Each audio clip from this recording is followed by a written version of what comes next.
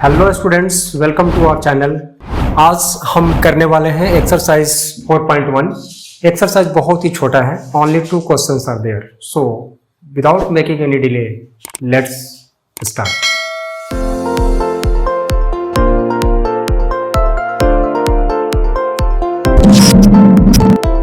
पहला क्वेश्चन है कि the cost of a notebook is twice the cost of a pen, so write a linear equation in 2 variables to represent this statement, right? Actually ये जो lesson है linear equation in 2 variables का है, as you know। तो आपको इस question first number question में क्या करना है, एक इक्वेशन लिखना है और इक्वेशन कैसे लिखना है अकॉर्डिंग टू क्वेश्चन। जो क्वेश्चन कह रहा है उसको ट्रांसलेट कर देना है, that will be the equation. तो let's translate the question in mathematics. Okay, actually इसमें 2 ऑब्जेक्ट का नाम लिया गया है, एक पेन है और एक नोटबुक है। और आपको ब्रैकेट में क्वेश्चन में दिया हुआ है कि आपको मान लेना है, लेट कर लेना है कि the cost of a notebook, एक नोटबुक का जो कॉस्ट है ₹X आपको मानना है और एक पेन का जो कॉस्ट है ₹Y मानना है अकॉर्डिंग टू क्वेश्चन। अब इसके बाद हम पढ़ते हैं क्वेश्चन को। इसमें लिखा हुआ the cost of A notebook, notebook का कॉस्ट कितना है, X है। सो यहाँ पर हम देखते हैं, यहाँ लिखेंगे अकॉर्डिंग टू क्वेश्चन, ठीक है ना। अकॉर्डिंग टू आपका क्वेश्चन क्या कह रहा है, क्वेश्चन के अकॉर्डिंग ये बोला जा रहा है कि the cost of a notebook is twice the cost of a pen. तो नोटबुक का कॉस्ट हमने क्या अज्यूम किया है, माना है X। तो अकॉर्डिंग टू क्वेश्चन क्या हो जाएगा कि X जो है इज मतलब इज इक्वल टू, जहां इज पूछो वहां इज इक्वल टू साइन देना है। ओके, तो इज क्या है, ट्वाइस द कॉस्ट। ट्वाइस मतलब डबल है, किसका डबल है, पेन, एक पेन का जो कॉस्ट है, एक पेन का कॉस्ट कितना Y है, उसका डबल है।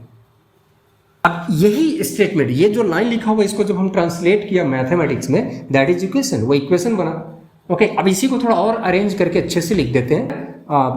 X और इधर आएगा, Y को हम यहाँ लाएंगे and that will be equal to 0। This is in standard form.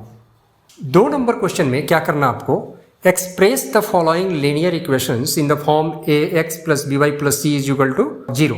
तो indicate the values of a, b and c in each case.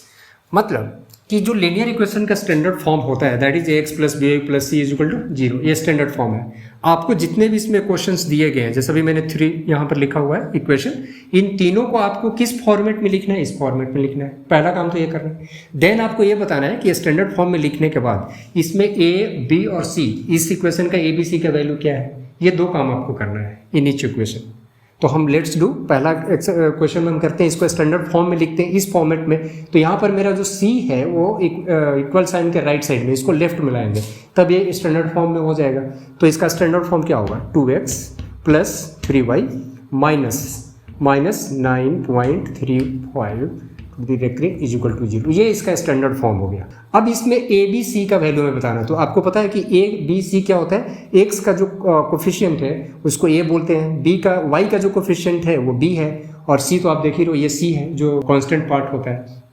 तो यहाँ पर a का वैल्यू कितना है, 2, ठीक है। b का वैल्यू कितना है, +3 मतलब 3, और c का वैल्यू जो है वो -9.35 रेकलिंग है। तो C का वैल्यू में हम क्या लिखेंगे, -9.35 रेकलिंग। ये आपका पहला का आंसर हो गया। सेकंड ऑलरेडी स्टैंडर्ड फॉर्म में लिखा हुआ है, आप देख रहे हो। जैसे इसमें क्या है, ax + by + c का फॉर्मेट में ये है, तो बस आपको क्या बताना, it is already in standard form.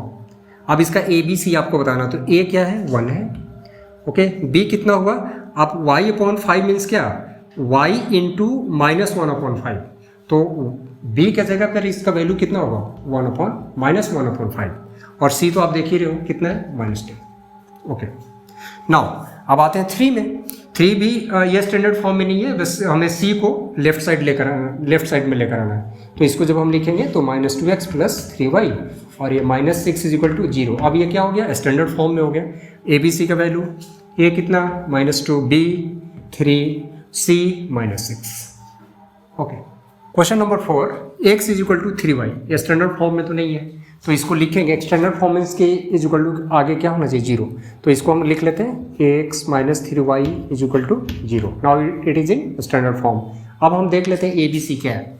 तो यहाँ पे देखते हैं a कितना है, 1, b कितना, -3, c नहीं है मतलब 0। ओके चलो 5 में आते हैं, तो 5 में भी हम स्टैंडर्ड फॉर्म में इसको लिखेंगे, तो कैसे इसको लिखेंगे 2x और इधर -5 है तो 5y हो जाएगा +5y is equal to 0। Okay अब इसका अब बताना है हमें ए कितना है 2, b 5, ओके और c कितना है, c जब नहीं है यहाँ पे मीन्स यू कैन राइट 0।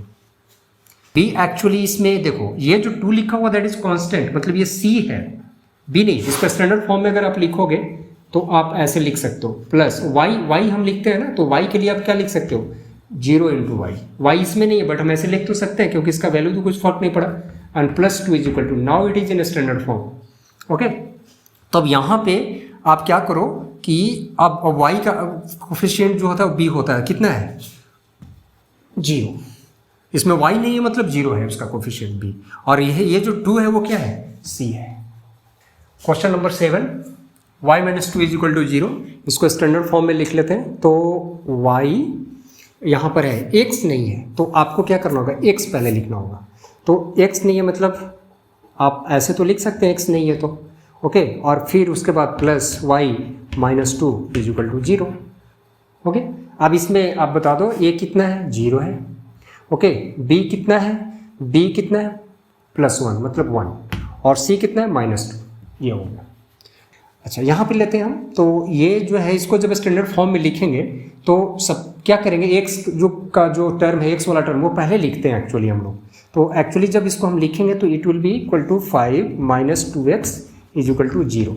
इसको और स्टैंडर्ड फॉर्म में लिखेंगे तो सीक्वेंस क्या होता है, सबसे पहले x लिखेंगे x, उसके बाद y वाला टर्म, उसके बाद जो कांस्टेंट टर्म है वो लिखते हैं। तो x वाला टर्म को पहले लिख लेते हैं, ठीक है ना, थोड़ा स्टैंडर्ड फॉर्म में लिखेंगे x वाला पहले।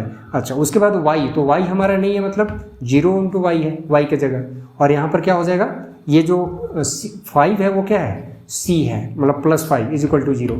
ये आपका फाइनल स्टैंडर्ड फॉर्म हुआ। अब इसमें आप इजीली बता सकते हो a b c क्या है, तो a कितना है -2, b कितना है 0, c कितना है 5। Okay this is all about the exercise number 4.1। Hope आपको ये एक्सरसाइज समझ आया होगा, बहुत इजी एक्सरसाइज था। अगर आपको समझ आया then do comment and do subscribe. Thank you.